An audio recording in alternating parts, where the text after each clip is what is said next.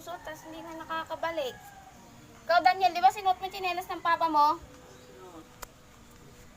Tapos hindi na nakabalik dito.